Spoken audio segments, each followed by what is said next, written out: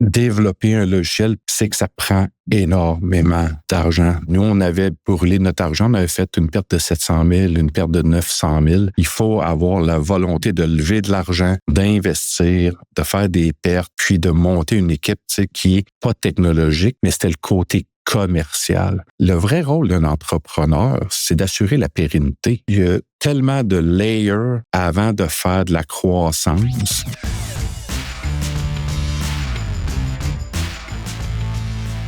Sébastien Vachon, tu es le fondateur de Corel Géospatial, une entreprise pionnière dans le secteur des services géospatiaux depuis 1993.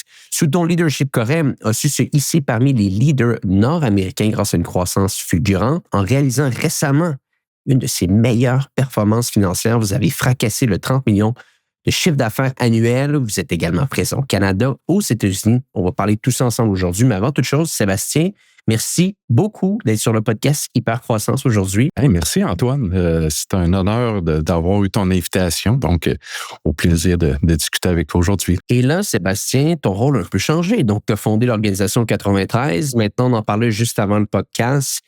Davantage en charge du comité d'administration, comité de direction.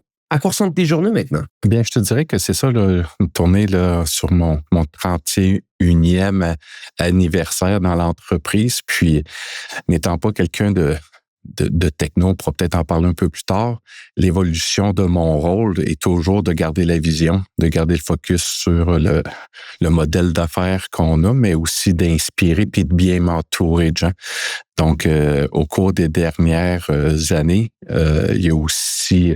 On peut dire, là, éventuellement, tu sais, qu'il s'est installé une fatigue aussi entrepreneuriale à monter des défis. Ouais. Puis pour relever tout ça, c'est toujours travailler sur une relève, une relève de confiance, une relève qui inspire. Et quand on délègue, bien à un moment donné, il faut laisser la place aux gens de réaliser puis de s'approprier ces choses-là. Donc, je suis, je dirais, toujours très proche de la business, toujours prêt à venir m'engager. Mais mon rôle présentement est vraiment, c'est ça, d'inspirer, garder le focus, de travailler à mobiliser, mais aussi de faire de la place, puis de trouver des bons gestionnaires. Et comment ça s'est lancé, Corel, en 93? Parce que il y a 2, voire 3, voire peut-être 4 mondes qui se sont déroulés entre 93 et aujourd'hui au niveau technologique.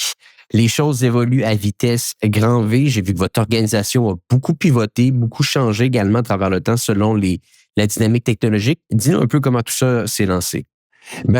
Juste pour préciser, tu sais, quand tu parles de pivoter ou tu sais, de changer, la bonne chose, c'est qu'on n'a jamais changé notre offre. On a adapté notre offre. Bien dit. Mais j'ai jamais fait, par exemple, je gère de la pizza, des pneus, de la technologie. Là. Tu sais, je suis un entrepreneur qui a une constance dans son modèle d'affaires puis a adapté tout ça. Donc, en 93, si on tourne avant, je l'ai dit sur plusieurs plateformes, là, je suis drop-out. Là, je veux dire, l'école, c'était pas mon fort. Là. Après avoir accumulé 6 années au secondaire, là, en répétant mon secondaire 1, plus des cours aux adultes, plus de l'abandon au cégep. Mais j'avais des parents qui m'ont toujours motivé à rester à l'école. Puis, curieusement, bien avec mon bagage, où j'ai pu atterrir à l'université, c'est avec un bac sans maths, c'était en géographie. Donc, géographie, je suis rentré en 91, en plein temps de la guerre du Golfe. Là, fait que ça remonte. Puis, c'était vraiment juste pour aller chercher un bac. Donc, il faut se souvenir, dans ce temps-là, il n'y a pas d'émissions comme Les Dragons. L'entrepreneuriat, on ne parle pas vraiment de ça. Hein. Même, j'ai suivi un cours parallèle à l'université sur l'entrepreneuriat que je n'ai même pas passé. Entrepreneuriat Laval, il venait de ça. Fait que c'est vraiment dans un esprit de... on n'est pas à essayer de trouver un modèle d'affaires. Puis, pendant l'université, j'ai rencontré un collègue avec qui on avait beaucoup de plaisir. Puis, je ne sais pas pourquoi, mais lui, il était assistant en système d'information géographique, donc faire des cartes commençait à informatiser là, les systèmes. On n'avait pas d'Internet encore. Puis, on a vu une opportunité de faire de la cartographie thématique, donc pour les ministères. Fait que Exode des jeunes, on a une cartographie là, de phénomènes socio-économiques. Puis après ça, on a rencontré un autre collègue, puis on a commencé à faire des cartes pour des maisons d'édition. Donc, il y a beaucoup de jeunes au secondaire, dans des livres d'histoire, de géographie, il y avait une carte, on avait commencé à produire ça. Et on s'est dit, mais pourquoi ces petites initiatives-là, on ne ferait pas une business avec ça? Fait que je pense que c'est là que mon premier côté entrepreneur fonceur de dire, on y va, qu'on a créé cette entreprise-là. Mais à cette étape-là, c'est plus s'amuser, c'est comme se lancer dans quelque chose. Mon associé du temps qu'on a parti à business fournit la voiture. Je prends mon lit dans ma chambre, dans le bungalow de Sainte-Foy, je le mets à côté de la laveuse sécheuse, puis on prend ma chambre. Puis c'est les premières fois qu'on peut acheter dans ces années-là un ordinateur au moins de 3 000 $. Puis on est lancé. Et bon. Fondation 93. 93, à quel moment tu as tes premiers clients? On a nos premiers clients pendant qu'on était à l'université. On a fait un premier contrat avec TV5. C'est un professeur à l'université qui nous avait plugué sur ça. Puis, c'était pour faire de la cartographie sur la clientèle socio-économique, savoir où s'implanter. Donc, on a fait ce premier mandat-là. Après ça, on a eu un mandat. Il faut dire qu'on a appris sur un logiciel qui s'appelle MapInfo à l'Université Laval, qui est un système de cartographie là, informatisé. Et on l'a glissé rapidement dans notre offre pour donner de la formation. Donc, très tôt, on s'est associé à un logiciel qui était connu, qui était très utilisé au ministère des Transports, qui était très utilisé dans certains ministères. Et l'entreprise a vécu ses premiers contrats avec des ministères à savoir socio-économique, santé, éducation, qui était un gros client au départ, ministère des Transports. Puis par la suite, c'était beaucoup les maisons d'édition. On a réalisé des atlas, on a fait des cartes pour le mettre dans le dictionnaire Larousse. Donc, on était un peu à mi-chemin entre l'édition, puis là, encore une fois, c'est des fax. On communique avec des enveloppes, avec des timbres pour envoyer des contrats. Donc, on est vraiment là dans une ambiance là un peu différente. Puis, écoute, c'était sans attente, sans avoir d'histoire, là, comme je trouve que les jeunes ont beaucoup de pression aujourd'hui parce que y a cet appel-là au succès rapide, puis les millions, puis rouler tout de suite en BMW. Nous autres, écoute, je me souviens, là, on avait des amis, je suis quelqu'un qui a toujours beaucoup aimé la nuit, puis on sortait, puis tout ça, puis tu rencontrais une fille, puis elle te disait « Qu'est-ce que tu fais? » Tu sais, ben, je suis géographe, je me suis parti une petite business, je vis dans le sol de mes parents. Je veux dire, c'était pas top. C'était pas winner. Là, j'avais pas de voiture. C'était pas... Tu sais, c'est pas l'histoire là, de ce que tu t'entends aujourd'hui, là, tu sais, glamour de l'entrepreneurship. Là, fait que ça faisait plus loser que enthousiaste. Ben, j'aurais tendance à dire que ça fait honnête et intègre parce que peu importe dans la manière qu'on veut te le vendre aujourd'hui, Sébastien, l'entrepreneurship, je connais pas un entrepreneur qui a commencé et qui l'a trouvé facile au début, au milieu et à la fin de son parcours. C'est donc complexe. Il y a des hauts, il y a des bas et on pourrait quasiment dire que paradoxalement, c'est ce qui fait la beauté de l'entrepreneuriat. Ben totalement. Puis, tu sais, moi, je dis qu'on l'a eu facile parce que justement, on n'avait pas cette pression-là. Tu sais, tu te lèves le matin puis tu veux être millionnaire avant tout. Là. C'est pas le bon angle pour entreprendre. Moi, tu sais, on espérait dans ce temps-là, c'est sûr que ça remonte à 30 ans, là, mais tu sais, j'étais content si je pouvais faire 50, 60 000. Je disais, ma famille vient pas de ce monde-là, mes amis, on parlait pas de gros chiffres. Puis tu sais, fait que c'était vraiment... On a eu du plaisir là, pendant mais encore aujourd'hui, j'ai toujours mis le plaisir en avant tout, malgré tous les défis qu'on peut en parler. Mais au départ, quel plaisir qu'on a eu de générer notre premier dollar, de le dépenser, d'avoir un peu cette fierté-là. Puis, on était baveux, là. On était très baveux. On était spectaculairement baveux, confiants en nous. Et quand Donne-moi un tu exemple. regardes ça, je veux dire, on avait déjà au départ, on avait une confiance en nous qui était démesurée en termes de capacité de livrer des choses, puis de la manière qu'on se présentait comme individu. On n'était pas... On était durement impressionnable. Puis ça, c'est le fait de ne pas avoir de background de business. On avait un imaginaire de ce que c'est être entrepreneur, puis on pensait qu'on l'était. Avec les années, ça donne le vertige comment est-ce qu'on ne l'était pas, puis qu'on vivait dans notre tête. Mais je vois mal comment tu peux devenir un entrepreneur si tu ne te trouves pas bon, là. Tu sais, si tu ne te crois pas, parce qu'il te faut une énergie, là. Il n'y a pas de monde qui te donne des tapes dans le dos, puis tout ça, là. Fait que faut que tu te lèves. Fait que faut quelque part. Puis avec le temps, tu apprends un petit peu à dégonfler cette personnalité-là, tu sais, un peu hors norme, là, mais c'est ce qui permet au début, tu sais, je pense, en tout cas, dans notre cas, dans mon cas, de passer à travers les années. Puis on a eu, nous, on s'est fait remplir de ce gaz-là, là, avec une attitude. Quand on a passé, nous autres, à travers les années 2000, là, où on investissait, là, on donnait de l'argent, là, les dot-com, là, puis tout ça. Fait que imagine-toi que des gars qui sortaient de l'université, qui avaient une attitude démesurée, puis tout d'un coup, on leur dit, remplis un fichier Excel, là, puis il va voir Investissement Québec, puis le monde veut l'investir, puis tu reçois 3 millions. Là. Mais là, on était une gang d'entrepreneurs techno, là, 98, 2000, là, dans ces années-là, là, où quand tu regardais aux États-Unis, là, les pets.com, là, se payaient des pubs au Super Bowl. Là, on était vraiment là, dans les investissements, puis on demandait pas aux gens de savoir s'ils vendaient, on vérifiait pas grand-chose.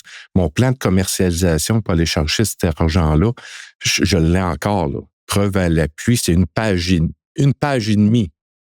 Comment est-ce qu'on allait commercialiser nos choses, là? Puis tu avais un fichier Excel, puis il disait, ouais, là, il faudrait plus de rentabilité. Là, tu taponnais 2-3 affaires, là, comme ça passe. Oui, OK, parfait. Fait qu'on s'est retrouvé une gang sur Grande Allée, plein d'entrepreneurs gonflés à bloc, on n'avait aucune notion de conseil d'administration, de gestion fine. On voulait des wins avec des gars techno. Tu sais, c'était complètement fou, cette affaire-là. Fait que, écoute, c'était n'importe quoi. Puis, il n'en reste pas beaucoup de ces entreprises-là aujourd'hui, parce que les gens qui investissaient ne savaient pas investir. Très peu, il y en a qui ont eu énormément d'argent. Nous, la chance, c'est que malgré tout, l'argent qu'on a eu, est-ce qu'on l'a bien utilisé? Sûrement, parce qu'on est encore là. Mais les paramètres d'investissement, on ne verra plus ça. Là. C'est fini. Là. Fait que oui, il y a eu pas mal de... Il y a pas mal de choses qui se sont déroulées. Puis parlons un petit peu de ces étapes-là, parce que ce qui est intéressant dans ton parcours et celui de Corem, Sébastien, c'est le choix intentionnel que vous avez pris de ne pas devenir un concepteur de produits technologiques, de ne pas devenir un créateur de logiciels. Vous avez pris la décision intentionnelle d'être un revendeur et d'accompagner par la suite ces différents clients-là dans l'utilisation même de ces outils. Peux-tu prendre un pas de recul et nous expliquer le raisonnement derrière ça et expliquer concrètement comment tout ça se met en marche au quotidien? En fait, ça vient un petit peu avec cette continuité-là de gens qui ont investi. Quand les gens y ont investi en nous, c'est qu'on avait un projet de développement technologique qui était essentiellement de propulser des cartes sur le web. Il faut se souvenir que Google Maps n'existe pas à ce moment-ci. Là. L'utilisation de la carte dans un quotidien, là, pour aller à un restaurant sur ton cellulaire, là, tout ça n'existe pas. Puis, sur les logiciels américains qu'on utilisait, on produisait de la carte, puis il y avait, eux, développé un moteur technologique pour diffuser ces cartes-là, mais c'était très aride, c'était pas facile. Fait qu'on avait investi comme un publieur de cartes, puis ensuite un navigateur relativement simple pour les usagers, pour qu'ils puissent utiliser des cartes sur le web. Puis c'est comme ça qu'on a eu de l'investissement. Donc le projet, quand tu y penses, et Google Maps n'existait pas, c'était novateur, c'était génial. Fait que on allait dans ça. Fait que quand on a eu l'argent, bien entendu, on a fait tous les apprentissages sur la commercialisation. C'est bien beau de le développer, le commercialiser, le maintenir, d'avoir un roadmap pour nos clients. Puis c'est là qu'est arrivé essentiellement pas un désaccord de chicane, mais un désaccord de vision entre moi puis le fondateur, l'autre fondateur de l'entreprise, qui lui avait un background technologique, ce que moi j'avais pas, et qui avait une volonté de continuer vers un développement qui était plus logiciel, puis de propulser l'organisation à l'égard de ça. Tout ça, ça coûte très cher. On avait fait 2 rondes de financement. On avait une 3e en ligne. Puis, on est arrivé, c'est les années, je ne me souviens plus, 2001, 2002, où tous les financements de ces entreprises-là, ils ont été gelés, puis là, on a arrêté tout ça. Puis nous, on avait brûlé notre argent. On avait fait une perte de 700 000, une perte de 900 000. Puis moi, c'était pas quelque chose que j'étais à l'aise. Puis pourtant, tu sais, de perdre, pas perdre, mais d'investir, ça peut être un choix d'entreprise, lequel que moi, je n'étais pas. Fait que on a discuté, moi puis mon associé, puis c'était un ou l'autre qui allait poursuivre l'organisation. Fait que, on va dire un shotgun amical. Est-ce que tu continues? Est-ce que je continue?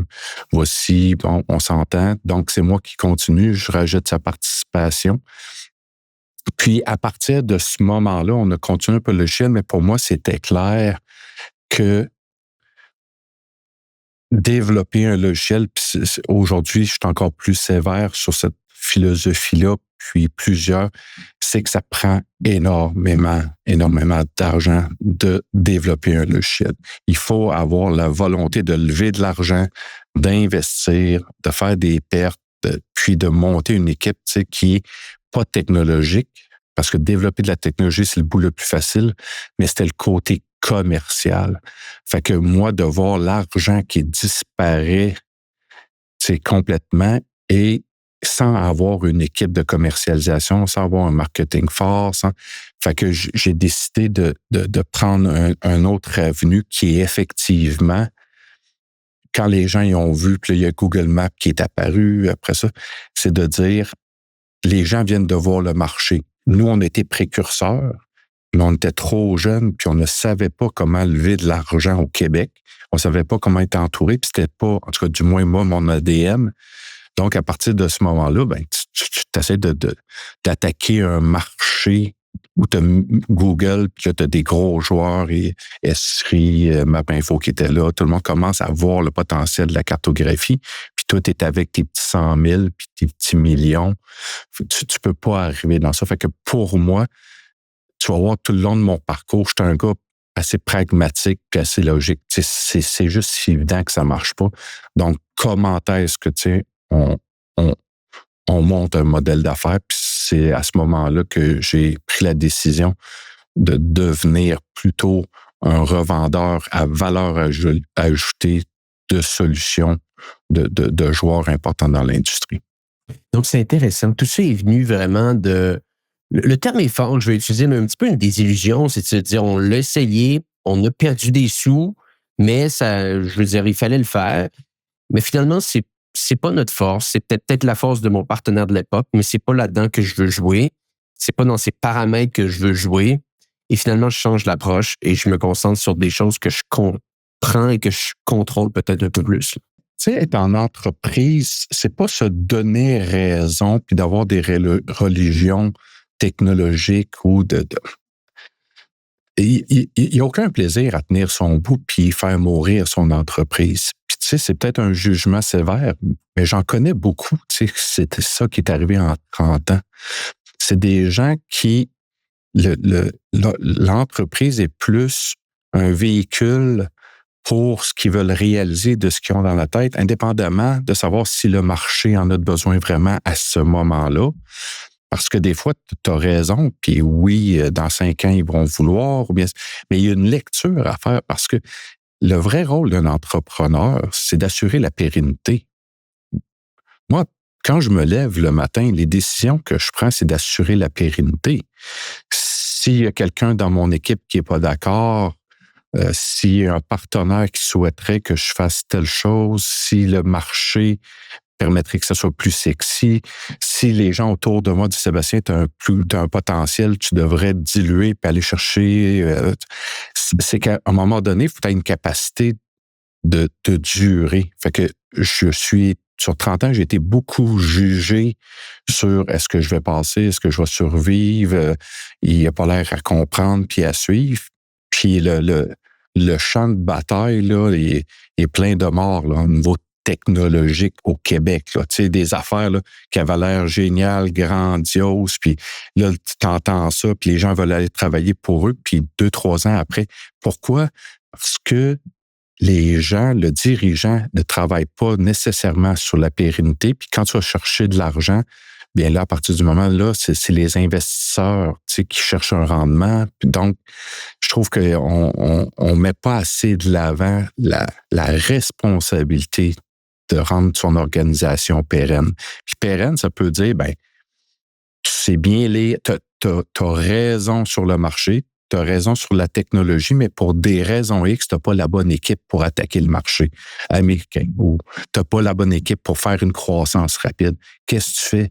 Ben, il y en a qui vont attaquer, puis ils vont mettre sous pression, puis ils vont se tromper, puis ils vont se planter. Fait que il y a tellement de layers avant de faire de la croissance. Fait que moi, ça a toujours été ce qui a drivé chacune des décisions que je prends, c'est pour la pérennité. Très intéressant. Parle-nous maintenant de l'arrivée de Google Maps. Parce que ici, je pense que ça a été un déclic assez exceptionnel pour votre organisation. J'aimerais t'entendre ici. Ben, Google Maps, ça a été dès que ça a apparu, tout le monde dit, bon, ben, Corem, qu'est-ce qu'il va faire? Nous, à l'interne, ça a été quand même très inquiétant parce qu'on vivait pendant une période aussi de ce qu'on appelait les dealer locators, là, de construire une map dynamique qui disait où étaient tes restaurants ou des infrastructures. Fait qu'on avait ce type de choses-là. Puis quand Google Maps est arrivé, c'est devenu, avec la donnée de qualité, on mettait ça aussi entre les mains. Nous, on était des spécialistes, mais là, ça s'est retrouvé entre les mains de n'importe quelle agence marketing ou programmeur qui pouvait intégrer des dealers locateurs pour tout ça. Fait que ça a eu un côté où il a fallu beaucoup se spécialiser. Fait que dans l'histoire de Corem, Google Maps, ça a été un choc, mais ce qui était bien là-dedans, c'est que ça a démocratisé la cartographie. Fait que là, tu avais les gestionnaires qui disaient comment ça se fait que je peux aller au restaurant, je peux voir des infrastructures, je peux l'avoir sur ma montre quand je m'entraîne, tu sais, j'ai de la cartographie dans ma voiture, pourquoi je peux pas voir mes infrastructures? Fait que le côté cartographie pour représenter ces phénomènes d'affaires, il disait, fait que là, ça l'a poussé tout ce côté-là. Fait que la démocratisation de la cartographie par Google a amené la cartographie à se retrouver dans les dashboards de gestion. Fait que avant, c'était très le cadastre, la municipalité, la foresterie, tout ce qui était ce qu'on appelait dans le domaine géomatique. Mais la démocratisation pour la gestion d'affaires de la cartographie, ça a été le plus gros boom. Puis c'est là, encore une fois, que Corem s'est démarqué parce que dans les premières années, le Québec et le Canada étaient le pays qui était reconnu au niveau de la géomatique en termes d'expertise. Il y avait beaucoup de firmes qui étaient au niveau de la géomatique, mais les géomaticiens ont oublié de rendre ça plus simple, puis ils se sont ostinés à être des spécialistes, puis doucement, l'entreprise qui avait l'air de faire de la cartographie pour du socio-économique, en mettant des couleurs sur des polygones, en faisant des choses qui étaient relativement simples, c'est nous qui avons pris la place, puis les entreprises de géomatique ont pratiquement toutes disparu. parce que là, la donnée était de plus en plus disponible. Puis Corem est devenu l'entreprise avec les années qui a eu, on dirait, la meilleure croissance puis la meilleure implantation d'applications géospatiales pour l'entreprise. Puis c'est ce qui nous a fait avoir du succès aux États-Unis. Donc, c'est intéressant. Et à ce moment-là, corrige-moi si je me trompe, on en parle ensemble, tu t'es collé à des gros joueurs technologiques. Et là, c'est comme ça un peu que tu as été capable aussi de toucher à certains contrats que peut-être tu n'aurais pas pu avoir autrement. Là. Ben, en fait, c'est le modèle d'affaires de Corem est relativement simple, puis ça fait rire un peu mes employés parce qu'on est tellement de haut niveau technologique en termes de compétences pour arriver à ça sur tous les postes là, qui sont liés des IT aux développeurs, aux gens, les architectes, les analystes d'affaires, les gestionnaires de data, tout ça. On a à peu près tous les profils, mais essentiellement, ce qu'on fait, c'est revendre les produits des grands joueurs de l'industrie. Puis le modèle d'affaires, c'est de se lever le matin, puis accroître les ventes de ses partenaires-là. Fait que nous, notre business, c'est un vaste, c'est value-added reseller. Fait qu'on revend des produits à valeur ajoutée et il faut être les meilleurs. Mais il faut s'imaginer qu'en Amérique du Nord, pour les grands joueurs américains, leurs meilleurs partenaires, ils sont au Québec, ils sont au Canada. Vraiment? On est, pour la majorité de ces partenaires-là, dont deux principaux, on est leur meilleur partenaire nord-américain. Puis on ne parle pas de petits partenaires, c'est avec... on est vraiment dans les ligues majeures de la donnée géospatiale, des logiciels, puis de leur intégration. Fait que on est devenu les gens qui amènent dans des mandats pour faire gagner des très gros deals. Puis nous, ce que ça l'a permis, c'est que l'enjeu pour revenir au développement des logiciels, notamment au Québec, imagine-toi arriver aux États-Unis avec ta valise que tu ouvres, tu dis, voici mes logiciels québécois. Là. Puis là, il faut que la grande entreprise là, croit que toi, là, tu vas être périn, qu'ils peuvent investir des centaines de mille avec toi, voire des millions dans ta solution, puis que tu disparaîtras pas et qu'éventuellement, tu vas être capable de maintenir un roadmap qui va faire que tu vas pouvoir suivre la compétition. Ça l'a changé. Avant, c'était des technos qui achetaient des technos. Là, c'est des gestionnaires d'affaires dans les grandes entreprises, banques, toutes ces banques, télécom, retail. On est dans les grandes entreprises, AT&T, Shell aux États-Unis. On n'a que des gros clients. Mais eux, quand ils prennent une décision d'affaires, s'ils voyaient, un groupe de Québécois, ils ont développé quelque chose de cool, ils ne prendraient pas le risque. Mais d'arriver avec ce portfolio-là de solutions qui sont connues, puis que nous, ils sont garantis, puis on est en valeur ajoutée, puis leur meilleur partenaire, bien là, on est vraiment à la bonne place. Puis ça nous a permis d'accélérer nos portfolios nord-américains qui nous fait donner une très, très, très grande crédibilité. On fait une petite pause sur l'épisode en cours parce que je veux vous poser une question. Est-ce que, comme moi, les tarifs américains vous font peur? Eh bien oui, les tarifs sont maintenant à nos portes et on doit se retrousser les manches. On doit trouver des façons d'aller générer de la croissance malgré les bâtons qu'on se fait mettre dans les roues. Et c'est pour ça qu'aujourd'hui, je veux vous parler de Hello Darwin. Hello Darwin, c'est une organisation qui vous permet d'aller chercher toutes les subventions dont vous avez le droit. Et vous savez quoi? Des subventions concernant l'exportation, il y en a des tonnes au Canada. Il y en a une nouvelle Cannes Export qui revient sur le marché et l'équipe de Hello Darwin est capable de faire tout le travail administratif pour vous. Allez vous chercher l'argent, le mettre dans votre compte en banque et vous permettre de continuer à aller chercher cette croissance ou plutôt cette hyper-croissance. Et l'équipe de Hello Darwin est un partenaire depuis très longtemps maintenant du podcast. Et la raison pour qu'on les aime autant, c'est qu'ils sont capables de vous trouver l'argent qui va être capable de vous permettre de débloquer la prochaine étape, la prochaine croissance, la prochaine expansion de votre organisation. Allez les voir au go.hellodarwin.com/hypercroissance. et obtenez 10 de rabais en travaillant avec eux. Donc, je le répète, go.hellodarwin.com/hypercroissance. Et le plus beau dans tout ça, c'est qu'Hello Darwin vous garantit littéralement qu'ils vont être capables d'aller vous chercher l'argent en subvention. Et si ça ne fonctionne pas, ils vont vous rembourser ou vous payer la différence. Donc, c'est sans risque. Allez les voir, go.hellodarwin.com/hypercroissance. Ils font le travail pour vous pour aller vous chercher vos subventions et contrer ces fameux frais de douane. De retour à l'épisode en cours. Comment se met en place le lead flow? C'est-à-dire ces contrats-là, ces appels d'offres-là, ces signatures avec des partenaires. Est-ce que c'est littéralement une introduction qui provient de gros joueurs? Bon, hein, on a reçu cette personne-là qui aimerait travailler avec notre solution technologique. On n'a pas l'infrastructure interne pour les accompagner. Est-ce que vous aimeriez les aider? Et là, s'intègre un petit peu une opportunité. Est-ce que c'est comme ça que vous bâtissez un peu votre portfolio de clients? Oui, un peu. C'est une des façons. Faut dire qu'à l'origine, on était en général pour beaucoup de solutions dans l'industrie du logiciel. Quand tu es revendeur, tu revends une solution et tes marges sont pas élevées. Ça, c'est connu. C'est pour ça qu'il y a beaucoup de gens qui vont pas dans le système de revente, puis je les comprends, puis c'est ce qui étonne toujours les gens, pourquoi nous, on était à ce niveau-là.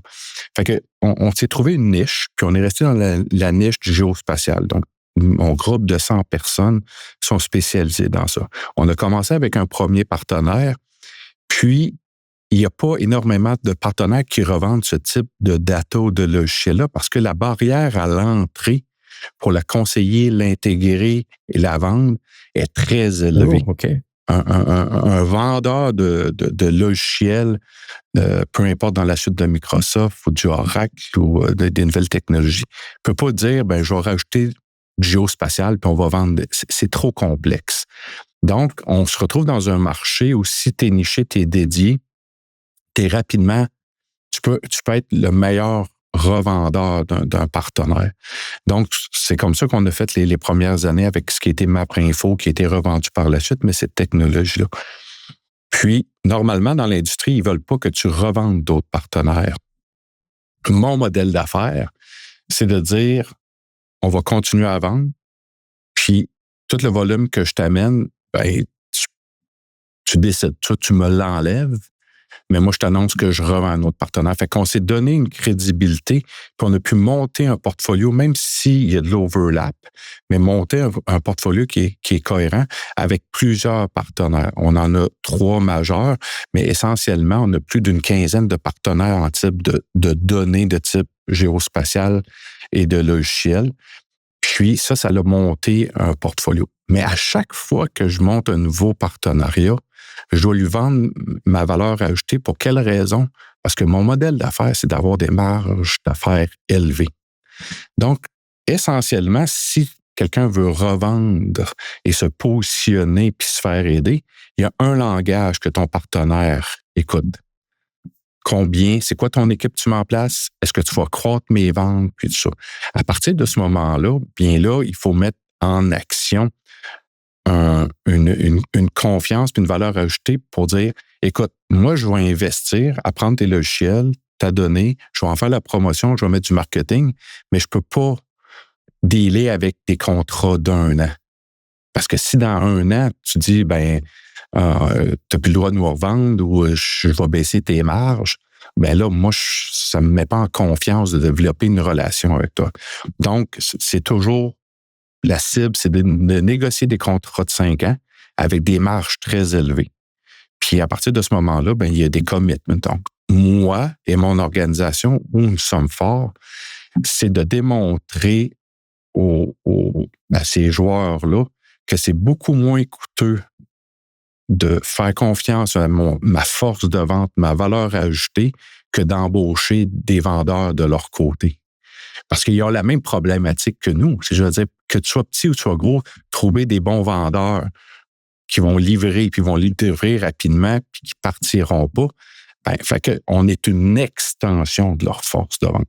Fait que mon modèle d'affaires se base là-dessus. S'ils se lèvent le matin, quelqu'un m'appelle et dit, Sébastien, hey, je vois tout ce que vous faites, j'aimerais ça que vous revendiez mes produits. OK, super. C'est quoi tes marges? 10 Je me lève même pas pour 10 Je veux dire, de quoi tu me parles? Je veux dire, je peux, là, si ça m'intéresse, mais je me lèverai pas pour ça. Fait que nous, on a un modèle d'affaires, il faut être en 40 et 50 % de marge si tu veux être chez nous. Fait que là, à partir de ce moment-là, là, on a un modèle d'affaires qui se tient. Fait que c'est pour ça que souvent, les gens, ils ont l'air à se demander qu'est-ce qu'on fait parce qu'ils l'assimilent. Tu sais, par exemple, Google Maps, c'est leur modèle d'affaires, ils sont très... Puis ça, c'est plus facile à vendre, mais tu sais, ils sont en des marges de 5-10 %. Mais par contre, on a de la valeur ajoutée qu'on peut vendre dessus. Donc, on fait une bonne équipe, on peut travailler ensemble. Mais essentiellement, il faut que je me retrouve là. La pression qui vient avec ça, par exemple, est très grande parce que tu dois maintenir une capacité de connaissance au niveau des solutions qui est très élevée. Mais en même temps, c'est ce qui fait que nos clients y retrouvent un conseiller plutôt qu'un revendeur. Fait qu'on est vraiment dans la situation où ce que les gens nous appellent, on rentre de façon neutre, on a un portfolio, on écoute le client, on regarde les besoins, puis on a une équipe qui recommande, qui intègre, qui implante, qui supporte à tous les niveaux. Puis on connaît l'ensemble des technologies dans lesquelles ces systèmes-là s'intègrent. C'est pour ça que ce soit au niveau des assurances, que ce soit au niveau des banques, avec tous nos processus, nos protocoles, on est... Fait que j'ai décidé de... Je dis toujours le focus, faire attention aux shiny objects. On est 100, on se spécialise dans un domaine, on a l'obligation de maintenir le meilleur portfolio pour nos clients. Donc, c'est client first tout le temps.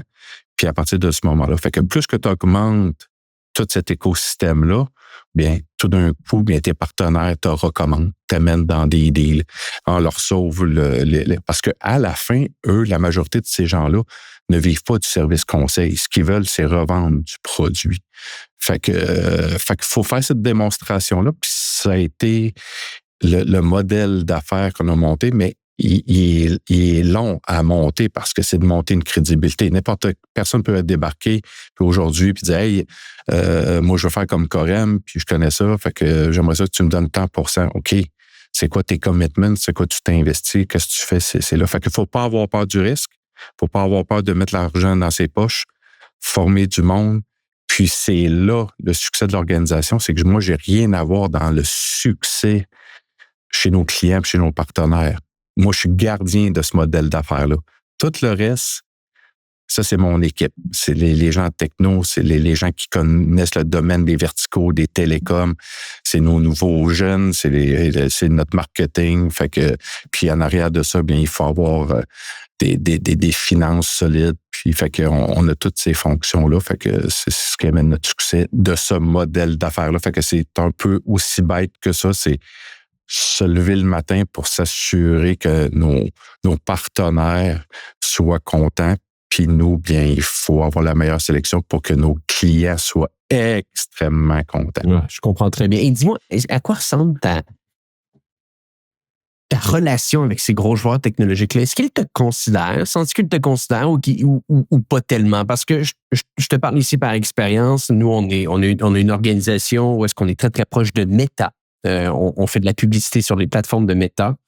Et on a vu un accompagnement assez exceptionnel sur les 3-4 premières années jusqu'à temps qu'il y ait des gros changements qui se changent à l'interne chez eux où ils renvoient du jour au lendemain 22 000 personnes de leur service client.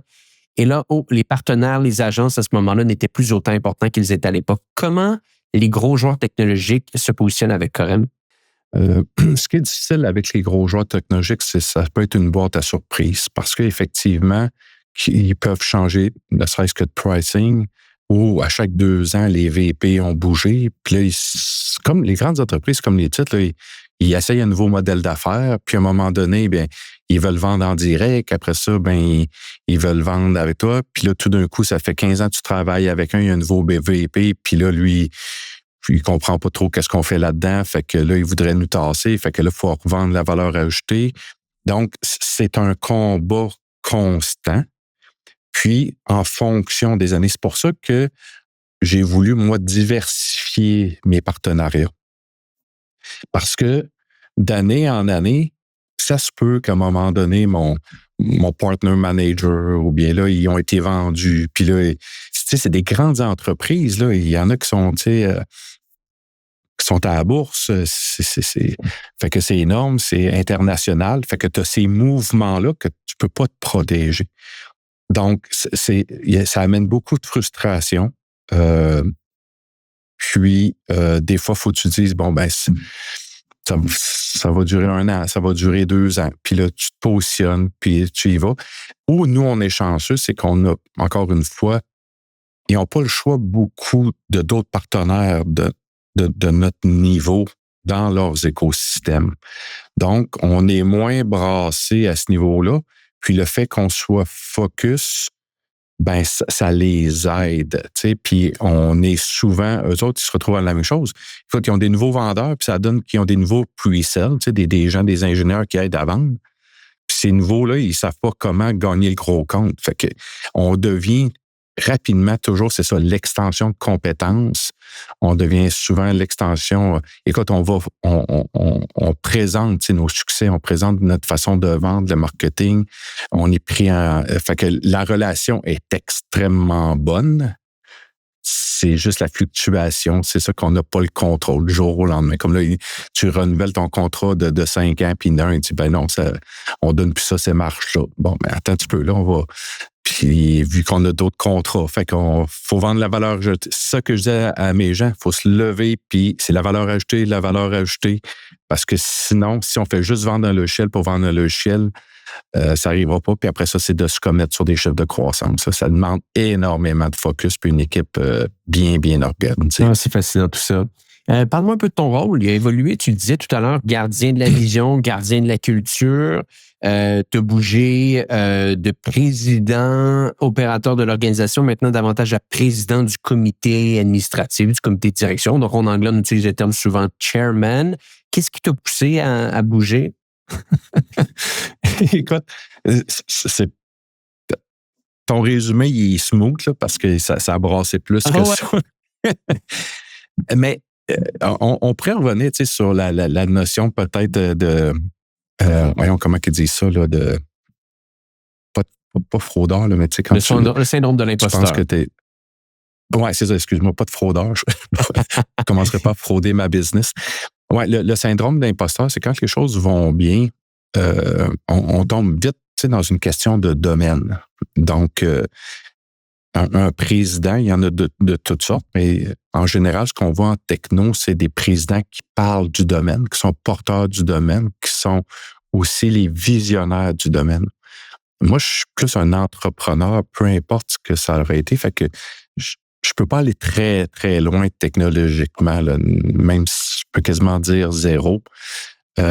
Puis le domaine où le géospatial va s'en aller, c'est pas moi qu'on va inviter, pour donner une conférence sur le sujet. Puis, quand les choses vont bien, puis tout ça, ben tu te dis peut-être que pour la pérennité, puis pour aller plus loin, je serais peut-être mieux de me tasser puis mettre un président, puis fait que j'ai fait ces tentatives-là de regarder comment ça va. Puis essentiellement, la business qu'on a est montée sur certaines valeurs. Puis, ça reste quand même une petite business, à 100 personnes.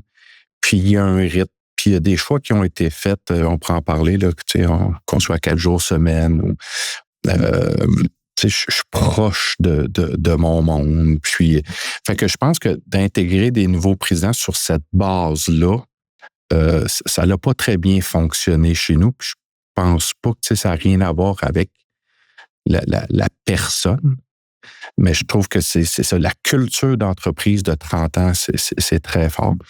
Fait que il faut maîtriser sa culture d'entreprise. Puis ça, je me le réaccorde parce que à partir du moment que tu contrôles, tu maîtrises ton écosystème, ta culture d'entreprise, tu n'essayes pas de copier les autres, puis tu acceptes que chez vous, que ça fonctionne comme ça, puis de continuer dans cet élan-là. Quand tu regardes, puis tu te fais conseiller, puis on devrait, ça devient un petit peu trop drastique. Donc, il vaut mieux travailler avec les forces vives, des jeunes, des nouvelles façons de faire, puis de mois en mois, d'année en année, de transformer ton organisation.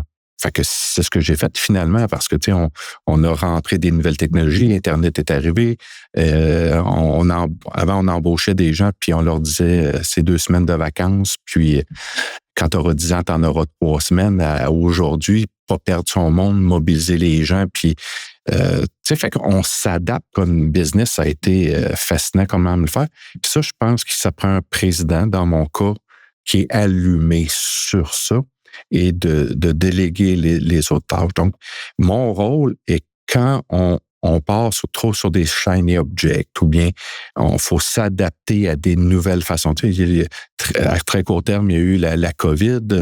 Ensuite de ça, il y a tout le marché du travail qui s'est effondré dans le sens qu'il n'y avait plus de ressources. Il a fallu s'adapter rapidement. Puis de la technologie, puis ton offre ne peut rien faire dans ça. Fait qu'aujourd'hui, j'ai accepté une chose, c'est que pour assurer la pérennité puis s'assurer, je suis essentiel à l'organisation. Mais ça ne demande pas que je sois là sur une base quotidienne ou dans tous les meetings. Au contraire, c'est de donner une direction, donner 2-3 coups de balai. Je me plais à dire que gérer une business, c'est des enjeux, un escalier, ça se balaye de haut en bas. Fait que j'ai trop de gens qui ont tendance à pointer le nouvel employé ou le terrain, mais en général, ça se passe toujours pas mal à la tête. Ça part de moi, puis après ça, tu descends un étage ou deux, 3 petits correctifs, parce qu'une business de 30 millions, c'est des employés qui livrent, c'est des gens qui ont une énergie incroyable, c'est des nouveaux qui arrivent, c'est des nouvelles manières de faire. Puis mon succès, je l'attribue à l'écoute, j'appelle ça le terrain. Moi, là, si je veux savoir, là, je descends sur le terrain, je regarde mon monde, j'ai des gens qui travaillent avec moi depuis des années qui m'informent. Donc, je suis très vigilant, mais j'essaie de donner toute la place au succès qui est amené par ma gang. Fait que cheerleader, gardien de la vision, gardien de l'ambiance, hein, c'est difficile avec le télétravail là, de mobiliser des gens, là, de dire aux gens l'importance de venir au bureau, puis ces choses-là. Fait que c'est mon rôle, de jouer un rôle face aux partenaires, face aux clients. Tu sais, l'argent, c'est moi qui la détiens. Let's go, on y va, puis tu sais, je veux investir. Fait que mobiliser ces partenaires-là derrière une vision, accompagner mon monde, c'est mon rôle aujourd'hui. Mais c'est quoi la suite? La suite, ben écoute, j'essaie toujours d'en faire moins. D'en faire moins pour permettre aux gens d'en faire plus, parce que il y a toujours des gens qui ont une bonne ambition. J'essaie de trouver toujours l'endroit où je suis pertinent, pas d'être dans les jambes des gens, parce que souvent, les gens, ils savent pas c'est quoi que ça veut dire déléguer. Là. Déléguer, c'est de laisser respirer les gens, leur permettre de se tromper puis d'avancer. Si déléguer, c'est juste donner des tâches, mais des suivre quotidiennement, ça s'appelle pas déléguer, tout ça. Là. Donc, déléguer, ça se mesure sur plusieurs années, voir le succès de ça. Fait que ça, je me plais beaucoup à ce rôle-là de coach. Les gens, ils me disent souvent, ouais, mais là, t'as-tu pensé vendre? Tu voulais-tu vendre? On a entendu des affaires. Mais tu sais, l'entreprise est à vendre depuis 1993. Dans le sens que, tu sais, quand tu es un entrepreneur, puis surtout quand on est des années 2000, puis on a levé de l'argent, ben, tout le monde te demande c'est quand on exit, puis quand est-ce que tu vas sortir de ce cas-là. Puis, essentiellement, je suis pas le profil d'avoir des investisseurs. Donc, avec les années, j'ai racheté tout le monde. Puis aujourd'hui, bien, je détiens 93-95% de l'entreprise. Puis, je me suis mis dans une position avec les années pour, moi, il y a cash is king. Puis ensuite de ça, de pouvoir toujours avoir les capacités de réagir puis pas avoir peur sur les mouvements de l'organisation. Ce qui donne une très grande flexibilité, puis c'est ce que je dis aux employés, c'est qu'il n'y a pas un conseil d'administration qui dicte les rendements, tout ça. Puis ça l'a fait, après 30 ans, je peux le confirmer, qui fait encore qu'on est dans une pérennité parce que si je sens qu'on doit prendre un step back qui peut coûter en positionnement 1 an et demi, ben je vais le faire. Parce que on fait juste dire, on n'est pas prêt, on a essayé telle chose, on prend un step back. Je peux décider que maintenant, c'est 36 heures semaine, puis on travaille. Les vendredis sont tous fermés parce que je considère que ça va être quelque chose qui va avoir une valeur à long terme. Je crois beaucoup, à ce que mes employés, soient reposés pour donner le meilleur. Je vends des performances. Si moi, mon monde sont brûlés, ben on recommande mal des solutions, on n'est pas au bon endroit, on est essoufflé. Fait que j'ai toujours modelé mon organisation aussi avec ce qui se passe pour les humains, ce que le marché souhaite. Fait que ça, j'ai une capacité d'adaptation, qui est très grande à ce niveau-là. Fait que globalement, je ne vendrai pas l'entreprise si c'est pas pour répondre à ma première préoccupation, c'est la pérennité.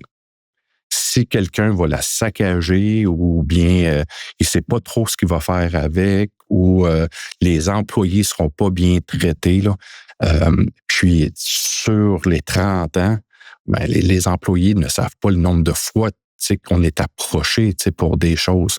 Mais je suis relativement très drastique sur ce point-là. Donc, j'aime mieux, moi, leverager du talent, avoir la fierté de passer. Écoute, le nombre de fois que à la limite, tu aurais pu me voir rouler en boule, puis tu serais passé, puis tu dirais, veux-tu que je te soulage? Donne-moi ça, là, je te l'aurais donné. C'est un chèque, ouais. Tu sais, sur 30 ans, là, m'a dire là, le nombre de fois, puis à un moment donné, ben il y a un épuisement. T'es probablement, je pense que j'ai géré en burn-out peut-être 2-3 ans. À un moment donné, là, tu sais pas trop, puis tu regardes. Puis là aussi, pour sortir puis trouver un sens à ta business, pour moi, c'est d'avoir du monde agréable, des jeunes, du monde qui veulent. Le pire monde, c'est des gens qui se disent « Ouais, mais là, il faut tout que je fasse, puis tu comprends pas, puis lui, il est pas bon, puis ça. » Puis c'est là qu'il faut avoir du courage managérial, t'assurer que ces gens-là, excuse-moi, mais décalissent. Puis ça, Absolument. Je suis tellement... Si tu savais comment est-ce qu'on met de l'énergie à écouter des gens qui, eux, ont pour plaisir d'être des gérants d'estrade. Tu peux avoir toute l'ouverture, mais ce qu'ils aiment, c'est contrôler l'information, ne pas permettre aux gens. Puis, quand ça arrive, c'est drôle parce que ces gens-là viennent souvent de l'interne et demandaient à avoir de la capacité, justement, de prendre des décisions, qu'on leur fasse confiance. Puis il y a des gens que dès qu'ils ont cette position-là, ils étouffent la compétence. C'est pour ça que des entreprises ont une belle croissance. C'est pour ça que des entreprises réussissent puis d'autres moins. C'est les individus. Des gens qui travaillent, puis t'as beau avoir le... Fait que moi, si les gens sont dans cette position-là, puis ça, c'est nuisible parce que souvent, il faut que tu gères parce qu'ils ont les meilleurs clients, ils ont l'air cool devant des employés, puis ça. Mais comme gestionnaire, tu sais que ces gens-là sont nuisibles pour l'organisation. Puis ça, ben ça, c'est mon rôle, puis c'est de positionner. Puis ça, il y a plein d'étapes dans ça. Parce que les gens, rapidement, ils s'installent dans un quotidien qui gère, puis ça leur tente pas d'être brassés dans ça. Puis ils trouvent ça le fun de shiner, puis d'être ça. Puis ça, là, ça écœure du monde. Puis le premier signe de ça, c'est que tu t'aperçois qu'il y a du monde qui quitte. Puis là, après ça, tu t'aperçois que tu dis, j'aime bien ça, mais de la manière que je suis géré, puis là, de la manière que ça se passe, puis l'ancien, puis les vieilles croûtes qui sont là, qui font gérant d'estrade, puis dans chacun des meetings. Fait que ça, c'est le courage managérial de gens qui ont des compétences, qui sont connus de mes clients, des partenaires qui ont l'air d'être intouchables. Si tu réussis à y sortir, c'est drôle, le lendemain matin, ça respire. Le lendemain matin, les gens disent « Oh, là, c'est le fun. » On pense, on se trompe, on réapprend, on repart. Puis ça, c'est les bouts qui me plaisent le plus. C'est comme le printemps qui arrive. Et il y a un point aussi qui était important là-dedans de mentionner, c'est que le paradoxe, c'est que des fois, ces gens-là, qui malheureusement, on veut utiliser le terme, deviennent des mauvaises herbes, le font pas de manière intentionnelle. Mais c'est simplement que simplement qu'il y a une fatigue qui s'est accumulée, il y a une frustration qui s'est accumulée, et là, ces personnes-là deviennent aveugles des solutions. Et malheureusement, c'est dur ce que je veux utiliser comme terme, mais c'est très cancérigène dans une organisation, des gens comme ça. Et t'as pas le choix de prendre des décisions très importantes parce que sinon, ça grandit. Et c'est là que tu peux te retrouver avec une organisation qui est quasiment contre toi, là. Ben, c'est le genre d'intervention, tu sais, qu'avec les années, j'ai fait à quelques reprises. C'est-à-dire, t'annonces, tu demandes, tu regardes, on dit oui, on va changer. Puis à un moment donné, ben, tu t'aperçois que ça se fait pas. Puis là, ben, il faut avoir le courage de débarquer puis de donner un coup de pied dans le feu parce que ça pourrit les meilleurs éléments. Puis il faut le faire. Ça peut donner des fois un peu le vertige. Mais écoute, on ne sauve pas des vies. Puis moi, je sais d'où je viens, puis je regarde ce qu'on a réalisé avec moins de compétences que j'ai d'année en année. Puis les gens qui sont des stars, ben, à un moment donné, ben, ils ont réussi. Puis à un moment donné, il y a des gens qui trouvent des façons, des places relativement confortables dans nos organisations en utilisant la structure pour réussir sans les highlighter. Fait que tu as raison que dans leur tête, la majorité du temps, ils se voient pas aller, puis ils vont défendre comme quoi qu'ils ont l'entreprise tatouée au cœur, puis tout ça. Mais des fois, ils veulent être sauveurs. Tu dis, prends un break, il y a d'autres mondes. Puis des fois, bien, que ça va avec le mode de rémunération, puis une certaine lâcheté intellectuelle, comme tu dis, de trouver des solutions, mais aussi de faire grandir des gens. Il y en a qui pensent qu'ils sont des mentors qui peuvent arriver, mais essentiellement, tu sais, c'est des garocheux de tasse, là. Tu sais, c'est juste pour se débarrasser. Mais prendre du temps, là, et ça, ça pleut. Puis imagine-toi, tu le sais, c'est ce qu'on discute avec des entrepreneurs. Le télétravail a accéléré tout ça. Comment veux-tu leverager du talent puis de contaminer, tu sais, des gens si les gens sont pas en groupe, faut pas les seniors. Puis les seniors, comment ils peuvent apprendre à déléguer puis avoir du plaisir si tu côtoies pas des gens? Fait que nous, on a pris une décision en tout cas, dans le cadre de notre entreprise, le télétravail est plus que le bienvenu, mais on veut faire une sélection de gens maintenant dès l'embauche qui veulent et qui mettent une valeur à venir au bureau pour leur bien-être personnel, pour collaborer au succès, de célébrer les succès, de trouver des solutions, de rire autour de la machine à café. Je pense qu'il y a une nouvelle génération qui ne savent pas c'est quoi rire autour de la machine à café, comment ça fait du bien, tu sais, d'être là. Fait que il y a des gens qui fonctionnent très bien en télétravail, mais je pense que le mode hybride est idéal. Je me suis refusé de forcer que des gens, à part mon management, que je demande qu'ils soient là 2 jours semaine au bureau. Je m'attends que les gens développent et qu'il y ait un intérêt de venir contribuer, tu sais, à notre succès. Mais il y en a, tu sais, qui soient tout le temps là, c'est correct, mais à un moment donné, il faut. Fait que maintenant, c'est à l'entrevue. Fait que c'est pas d'être contre, mais moi, je cherche des gens qui accordent une valeur. Absolument. Fait que là, on s'entend bien. Là, avec les nouvelles embauches, c'est super cool. Le bureau vient de renaître depuis certains temps avec du monde qui sont pas là pour chialer puis gérer que ce soit gérant d'estrade puis des gens qui veulent former. Ben là, ça donne le goût aux gens de venir. Fait que travailler sur l'ambiance, travailler ses compétences, leverager du talent, travailler en équipe. C'est ça que je fais. Fait que c'est le fun en maudit. Absolument. Ben écoute, tu as l'air d'avoir du plaisir. Après 30 ans, 32 ans quasiment, ça continue, c'est une bonne chose. Avant de te laisser filer, Sébastien, meilleur endroit pour vous rejoindre s'il y a des gens qui nous écoutent et qui aimeraient en savoir plus sur vos services ou travailler avec vous. Ben, corem.com. On est sur notre site web. Ça va nous faire plaisir de regarder ça. Je suis aussi quelqu'un qui adore les entrepreneurs, fait que je me dis tout le temps que je suis relativement accessible. Ça fait partie un peu de mon ADN. On s'implique aussi beaucoup dans la communauté. Là, ici à Québec, c'est l'Aube-Rivière pendant des années.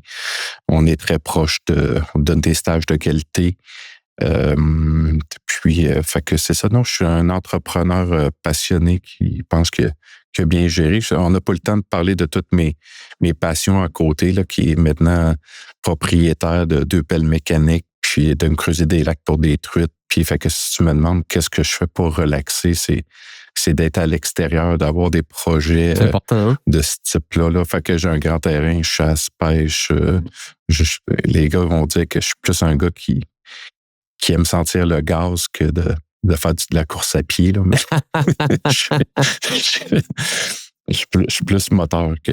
Fait que j'ai un équilibre là-dedans qui est vraiment le fun. Puis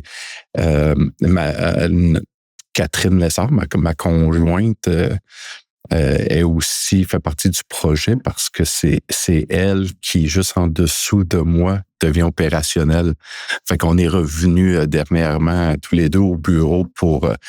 on est des gens qui adorons développer le talent. Fait qu'on a une relation, tu sais, qui au niveau de la business, elle connaît très bien. Elle a travaillé près de 10 ans ici. On s'était rencontrés avant, mais j'avais demandé qu'elle vienne donner un coup de main à la direction des ventes. Puis là, j'ai demandé de revenir aussi là, présentement là, dans l'organisation parce que on a cette mobilisation-là importante après COVID, télétravail, une demande incroyable de nos clients. Fait que il faut développer du talent. Fait qu'on a un mandat, développer du talent, trouver les jeunes. Puis, je suis chanceux, j'ai mon gars qui a commencé ses stages. Il est en communication marketing, fait qu'il a intégré la petite équipe. Fait que c'est bien le fun d'avoir toutes ces petites relations-là. Fait que ça fait que j'ai pas un gros investisseur. Je peux choisir le rythme, assurer la pérennité. Je dis à tout le monde que, tu me demandais qu'est-ce que je fais, mais en fait, ça se résume comme je trouve la bonne vitesse. Trouver la bonne vitesse pour que mon monde puisse amener la business où ce que collectivement on souhaite. Puis ça, on se pose toujours la question, comment est-ce que, où on s'en va, on est tout à l'aise dans ça. Fait que c'est un beau projet d'équipe. Puis les jeunes, j'aurais voulu parler des jeunes, comment les jeunes sont hot. Les jeunes, là, moi, je tripe ces jeunes, là, j'ai plus de misère avec mes X qui vivent des fois un peu dans le passé puis sont un peu fatigués. Mais maudit que les jeunes sont hot, qui ont fait que ça, on met. Non, c'est le fun. C'est comme maintenant un véhicule de bonheur. Ouais, j'adore ce que j'entends. Écoute, Sébastien, ça a été fascinant de discuter avec toi. Félicitations pour tout ça. On mettra également des liens dans les notes de l'épisode pour votre organisation. Je te remercie personnellement d'avoir été avec nous aujourd'hui. Et pour les gens qui nous écoutent, eh bien, on se dit à bientôt pour un prochain épisode du podcast Hypercroissance.